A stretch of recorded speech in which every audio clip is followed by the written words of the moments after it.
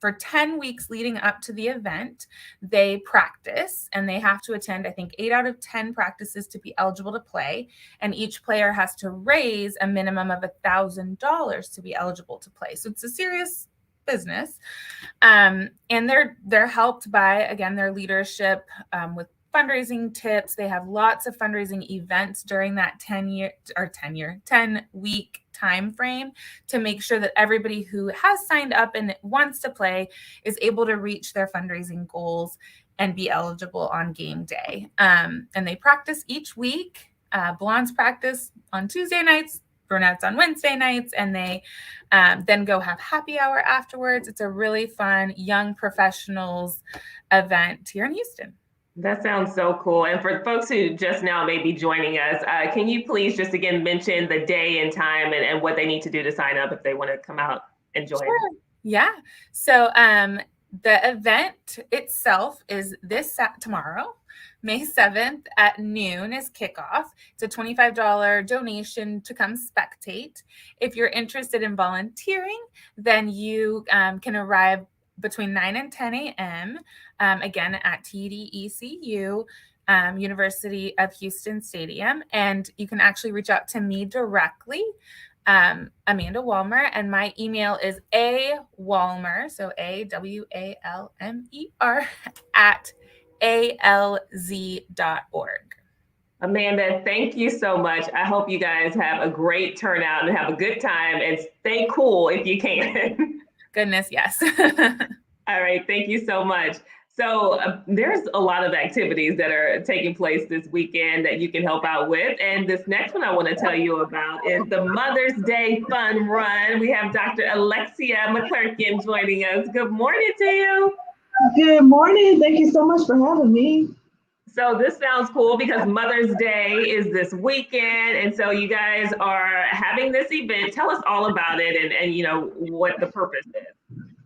So it's our annual 5K Mamas Fun Run that we host on Mother's Day. We started it in 2019, but then obviously COVID derailed our in-person. So the purpose of the race is to raise funds for our nonprofit 9 months of 5K. And the importance of 9 months of 5K is to educate low-income women and just women in general on the importance of health, nutrition, and fitness throughout their pregnancy with the goal of decreasing maternal mortality.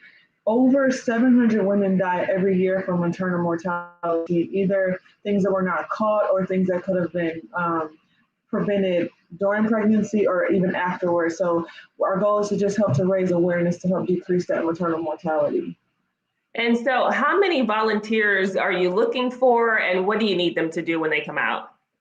We need about 10 to 15 more volunteers. We need volunteers to help cheer our runners and walkers on. We also need volunteers to help pass out water. We need volunteers for our food stations. And then everybody's favorite part, everybody fights over this one, is the handing out medals at the finish line. The best part though is we also let the children of the moms who are finishing, they get to pass the medals to the moms. So that's one of my favorite parts about the race. Oh, that is so awesome. And I was wondering, like, what's the feedback normally from those who are participating and those who are volunteering? They love it because our first year we were able to hand out flowers to our finishers, to our mom finishers. We had beautiful medals. This is our medal that we're having this year. So the center spins, and then we have our race shirts.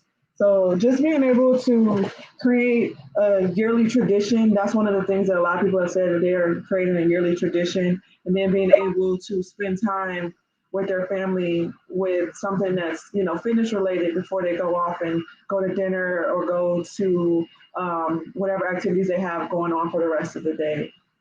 And moms are doing it with their older children too. So that's what I really enjoy. So even though you have the moms with their younger kids, you have the daughters or the sons that are signing the moms up, and then they're all doing it together as a family. That is just wonderful. I love that. And what if someone can't make it out? What are some other ways that they can help with the program? They can definitely, we have programming throughout the year where we have different workshops where we'll have, we're getting ready to gear up for our back to school / fall diaper drive. So we're going to be collecting diapers, and then we're going to, right around Christmas time, be able to use those donations to be able to have a community baby shower. So we'll definitely need volunteers and help with that. And then also with some of the workshops that we have. So we'll have like walking workshops and different like yoga, Pilates, just things to keep the moms moving throughout their pregnancy. That is wonderful. Dr. Alexia, I love what you all are doing. Thank you so much for sharing it with us this morning. I hope that you guys can get plenty of volunteers and more, and that you guys have a great weekend. Thank you so much. Thank you for having me. Absolutely. And, there are always, ongoing opportunities that we enjoy telling you guys about. And so I want to bring in Laura Meares because there's an ongoing opportunity to participate in with foster children. So good morning to you. Thanks for joining us. Good morning. Thanks for having me. Of course. And so I understand that you guys are looking for coaches and mentors for foster children. Tell us more about that. Yeah, so I'm with the Hay Center, and here at the Hay Center, we work with youth in foster care starting at age 14, and then continue providing them with services until their 26th birthdays. So we have a variety of different programming here, education, employment, housing services. We do events throughout the year, such as helping them get ready for their prom, a big holiday party. We do college tours. Just a variety of different things to support our youth. But one of our biggest needs is for our transition coaching program, which is our mentoring program. And so within that program, we match the youth up with a volunteer who serves as their transition coach. And really what that is someone who helps them develop a plan for aging out of the foster care system, or working with them right after they have aged out and helping them reach their goals. All of our matches look different. Obviously the needs of a 14-year-old are going to be very different from a youth who is, 17 and a half and is about to age out of care, or who is just aged out of care and living in their first apartment. But really the transition coach just becomes a member of their support system, and just helps, them to achieve their goals. And so what are you looking for in these volunteers specifically? What are some of the requirements? So all of our volunteers do have to attend a training, an information session, a personal interview, and also pass a background check. But beyond that, we're really just looking for people who are, willing to make a commitment to our youth. We do ask for a 1-year commitment from both the youth and the volunteer. And someone who is just can provide them ideally to meet with the youth once a week. And just provide them with, support, understanding, patience, not listen without judgment. And what's been the feedback from some of the foster children in the program? How do they feel about it? So our youth that, we have some that really have said that their coach has made just it's been life-changing for them. We say at the Hay Center, their transition coach is really that one person in their life who's not paid to be there, because within a foster youth's life, really everybody, their foster parent, their caseworkers, everybody, it's their job. But with our volunteer, they're there because they really want to be there. So the youth have really, it can be life-changing for them. We've had coaches they've been the ones who have moved the youth into their college dorm. They're there at their high school graduations. They help them to buy their first car or, land that first job. So it's very, very impactful for our youth. I love that. And what about the age requirement for those who may be interested?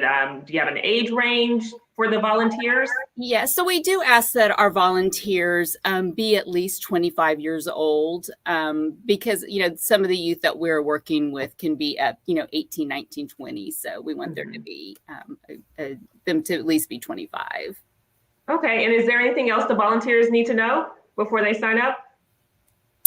No, we also have an academic coaching programs, and that is more tutoring. So if that's something that you may be a little bit more interested in, that is another avenue that we have as well. Okay, great. So lots of opportunities to choose from this weekend and moving forward, everyone. So you can always go to volunteerhou.org to check out all the opportunities that we've talked about today and much more. Laura, thank you so much for joining us. Thank you. And so, of course, we want to bring in Volunteer Houston because they have the portal with all the info, but Erin is just breaking down some of the things that are happening this weekend that you may be interested in as well. Hey, Erin, good morning. Good morning, Denise. Thank you for having me. So I do want to highlight this one opportunity that is also happening on Sunday, May 8th with the Circle of Community Leadership. They are looking for about 20 volunteers to come and help and enjoy the sounds at the Coldplay World Tour Houston at NRG. They say it's great for individuals and groups, and they need volunteers to help run their concession stand. And they just want to let you know that you can come out and meet new people and have fun and be a part of the excitement. And, you know, it's a really great chance to come and enjoy some really, really good music. And their organization their mission is to advance and promote learning and literature, music, art, human welfare, and anything that contributes to the betterment of communities. So it's a really fun opportunity that ties back into their mission. So that's happening this Sunday evening. And I did also want to highlight that we have Serve Houston applications open for an AmeriCorps program that's with Volunteer Houston starting this fall. And there's going to be 10 different project sites. So if you're a maybe college aspirational student, maybe a recent high school graduate, or someone looking to kind of launch your career, and you're interested in something that's going to maybe be an impactful kind of career change or be an agent of change through your career, it's a really, really good opportunity to kind of get your feet wet and help people. So those project sites include Meals on Wheels for Greater Houston, Refugee Services Department at Interfaith Ministries, I think Houston Food Bank, Santa Maria Hostel. It's going to be a really awesome program. So if you're looking to get your feet wet and start your career by helping in some really great nonprofits, it's a really good opportunity. All right, that sounds great, Erin. Thank you so much. You guys are always so helpful. And you know what, we may have missed, or you may have missed the first part of our first volunteer opportunity that we were telling you about when we started. So I want to bring in Amanda one more time before we leave, just so we can touch on the event that's happening this weekend. Erin, thanks again. So Amanda, I think they may have heard the tail end of our conversation. So if you can just touch on what's happening tomorrow with you guys and the big flag football game. Sure. And what it's for. Yes. So tomorrow is our Rivals, Blondes versus Brunettes Powder Puff football game to benefit the Alzheimer's Association Houston and Southeast Texas chapter. Kickoff is at noon at TDECU Stadium at University of Houston. And we're looking for volunteers to come between 9 and 10 at the stadium to help us set up and check people in and help hand out water and stay hydrated through the event. It's a wonderful, fun event. The women and men have raised almost $150,000 this year. Wow. Yeah. And you can reach me at awalmer@alz.org. That is awesome, Amanda. Thank you so much. Everyone, I hope you were able to hear all the events that are happening. If not, you can always head to volunteerhou.org and check everything out. And don't forget to meet us here every Friday at 11 o'clock. We'll keep you filled in on what's going on in H-Town. Have a good weekend and happy early Mother's Day, everyone. Thank you. Bye-bye. Yes.